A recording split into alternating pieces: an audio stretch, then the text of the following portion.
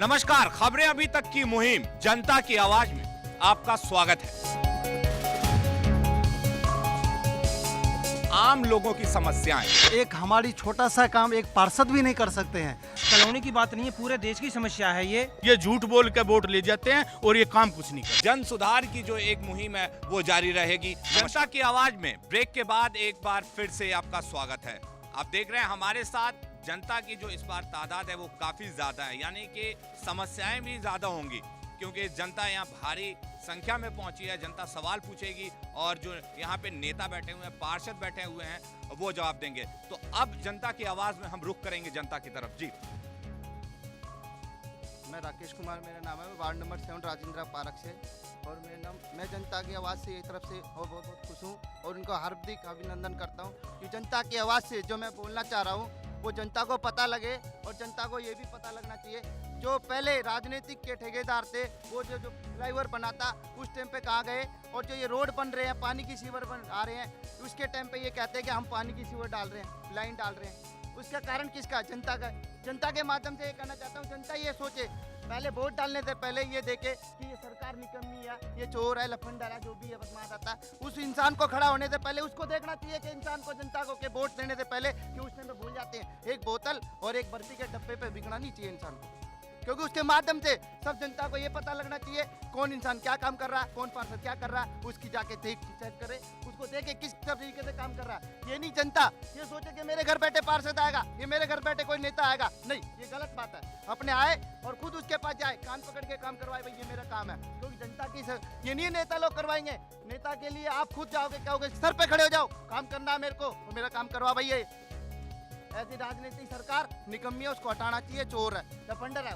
उस सरकार को ये सोचना चाहिए कि जनता को बहका के और वोट लेके चले आती है कि आज मुझे फलाने, तुझे वहाँ बीपीएल कार्ड बनवा देंगे, तुझे वो फलानी चीज दिलवा देंगे, तेरे मकान बनवा देंगे, तेरे को शादी करवा देंगे लड़की की। बिल्कुल, क्या तरीका है? जनता को एक तरह से लुभाने की कोशिश करती है सरकार। जो भी पार्षद या जो भी नेता हैं चुन के आते हैं वो लुभाने की कोशिश करती है। हमारे पास और भी जनता मौजूद है। जी बिल्कुल, यहाँ पे जनता कुछ बैठी तो जरूर है, लेकिन उनकी समस्याएं भी हैं, लेकिन बोलना भी नहीं चाहती है। जी,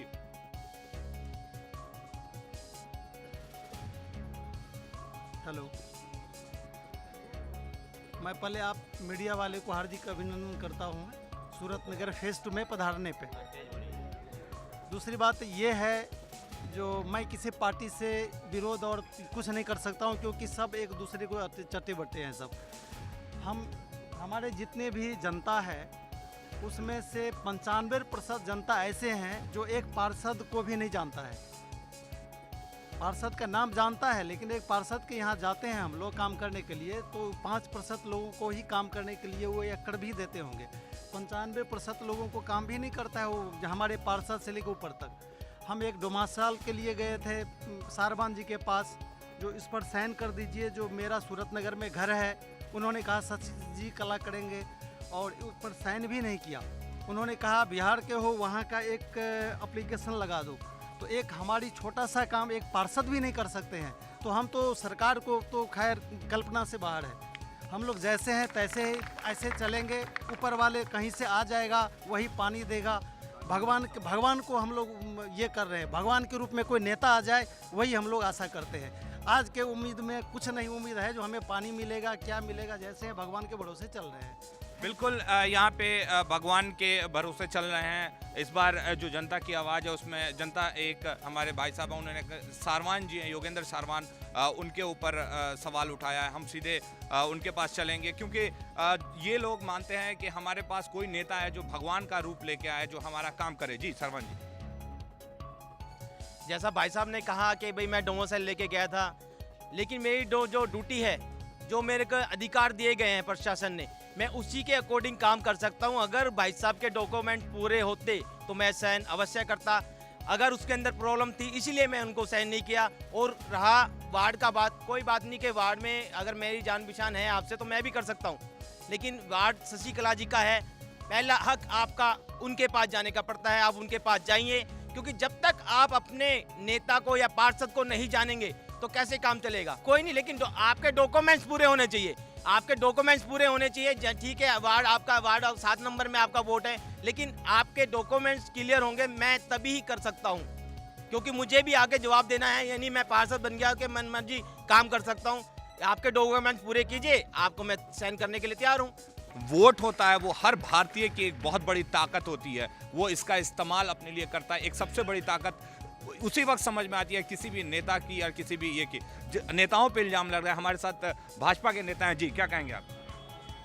जैसे कि भाई साहब ने बताया कि बोतल और मिठाई के डब्बे में बिक जाते हैं, ठीक है, कुछ % आदमी ऐसे हैं जो शायद बोतल और मिठाई के डब्बे से बिक जाते हैं, लेकिन कुछ ज़मीर वाले भी हैं बेचारे जो तन मन धन से लोगों का साथ देते हैं। लेकिन जब समय आता है, वो कोई भी सरकार हो, इसमें मैं किसी सरकार का नाम नहीं लूँगा, तो वो उन बेचारों के साथ विश्वासघात करती है। चलो, जिसने बोतल ली, जिसने शराब ली, उसे कुछ तो मिला है, लेकिन ये बेचारे क्या करें, जो लोग बेचारे भरोसा करके और अपने जनप्रतिनिधि का साथ देते हैं और फिर टाइम आने पर उनका काम नहीं होता। लेकिन क्या जनता को बोतल और बर्फी के डब्बों पे लुभाना सही है?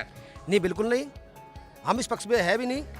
और जहाँ तक सवाल है, हरियाणा में इनेलो और कांग्रेस ही ज़्यादातर सत्ता में रही है, और शायद इन दोनों सरकार में अगर ये काम होता हो तो अलग है। हमारा तो गठबंधन इनेलो के साथ था, और जैसे इनेलो ने हमें प्राथमिकता नहीं दी, हमारा गठबंधन अलग हो गया। अब इसका जवाब तो या तो कांग्रेस दे या इनेलो दे। बिल्कुल, हमारे साथ इनेलो के भी नेता मौजूद है, रमेश जी। मैं दिनेश भाई से ये पूछना चाहता हूँ, इन्होंने ये कहा कि बोतल और डब्बे से कुछ लोगों ने तो वो मिल गया और वो कुछ भी नहीं मिला। अगर ऐसा ही समाज चाहते हो और ऐसे ही नेता चाहते हो तो फिर तो यही होगा जो आपके साथ अब हो रहा है। मैं तो आपसे ये कहता हूँ, आदमी को पहचानो। जब आपकी वोट भी नहीं थी, जब हमने 48 लाख रुपए मंजूर कराया, आगे भी मैं आपसे चेताना चाहता हूं, बोतल और दारू में आप बिक जाते हो। आप सही प्रतिनिधि को चुनो, और आने वाला तुम्हारा कौन है, और जो आपका काम कर सके, जो बिगर पूछे आपका काम कराया। मैं आपसे बताना चाहूं, मैं गांव का सरपंच था, मेरे गांव में जाके देखो, आज पेरिस भी कुछ नहीं है, सिमटेड रोड है, गलियां है, सीवर है, पानी है। मैंने जब सरपंच था, गांव हुड्डा में अडॉप्ट कराया, और आज ऐसे गोद ले रखा गांव। अफसर ऐसे आते हैं, ऐसे पहिए लग रहे हैं, किसी के जाने की जरूरत नहीं। तो ऐसी सरकार बनाओ। मैं आपसे वादा करता हूं, अब जब जिस टाइम इनेलो की सरकार थी, यहाँ का विधायक चौधरी गोपीचंद गहलोत थे, यहाँ पर हर महीने आते थे, यहीं पर आते थे। ये धर्मपाल ठेकेदार जी बने, ये कॉलोनी पे। मैं आज के विधायक और आज के मंत्रियों से पूछना चाहता हूं, क्या नाम है, यहाँ किस लिए क्यों नहीं आते? आज सरकार की जिम्मेवारी बनती है। पार्षदों पे हमारे आरोप लगाते हैं, अनऑथराइज के नाम से पार्षदों को बेचारों को क्या मिलता है? ये डोमिसाइल पर ये साइन करा लो। इसके अलावा ये कांग्रेस से पूछो, और कांग्रेस की जवाबदारी बनती है। अब हमारे से 7.5 साल पहले भी झूठ बोल के हमें से ऑथराइज करेंगे और तुम्हारे राशन कार्ड बनाएंगे, पीले कार्ड बनाएंगे, ये बनाएंगे, झूठ बोल के हमारी वोट ले जाते हैं। और अगर पार्षद अपनी आवाज उठाते थे, उन पार्षदों को दबाया जाता है, ना ग्रांट मिलती। पार्षद कहां से कराएगा? जो बेचारों को कुछ मिलता नहीं। ये तो कांग्रेस से पूछो,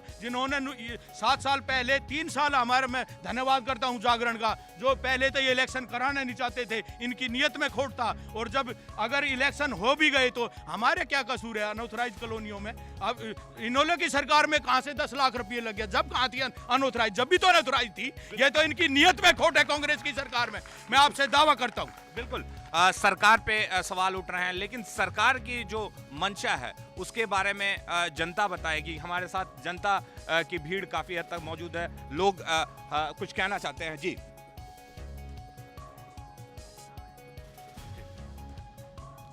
देखिए भाई, ऐसा है कि चाहे सरकारें 65 साल से इस देश को यही देखना पड़ रहा है।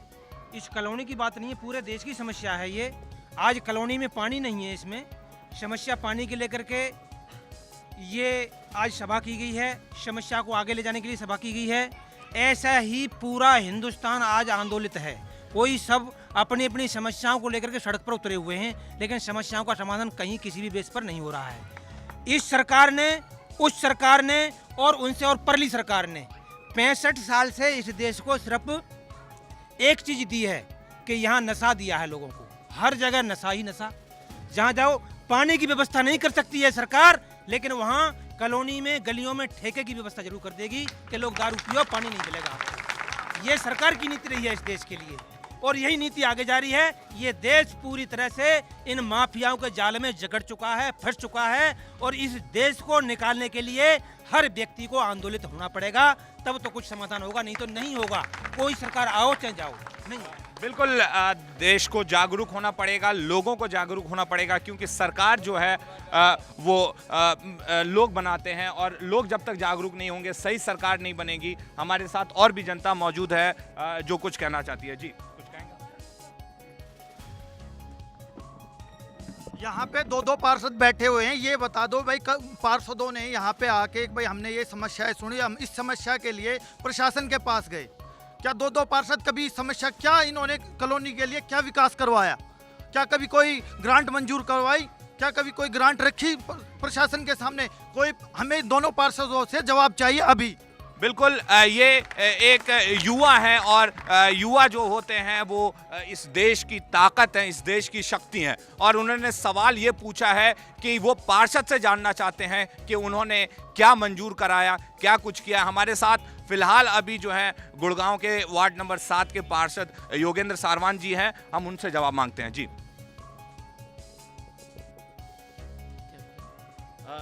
पार्षदों ने, जनता सवाल पूछ रही है कि क्या पार्षद ने किसी तरह का काम करवाया, कुछ ग्रांट मंजूर करवाया, क्या जवाब देंगे आप?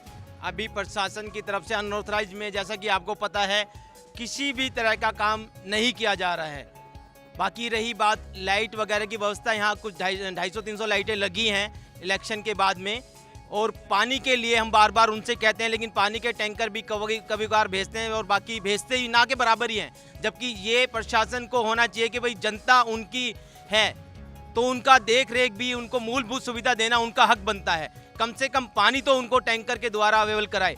लेकिन क्या आप इससे इनकार करेंगे कि अभी आप एक पार्षद हैं, आप जब खुद अपने आप को इतना मजबूर महसूस करते हैं, तो जनता खुद को कितना मजबूर महसूस करती होगी? पार्षद का ये है, पार्षद हम जनता के लिए लड़ सकते हैं, प्रशासन के लिए, प्रशासन से लड़ सकते हैं जनता के लिए, इससे ज्यादा तो हम कुछ नहीं कर सकते।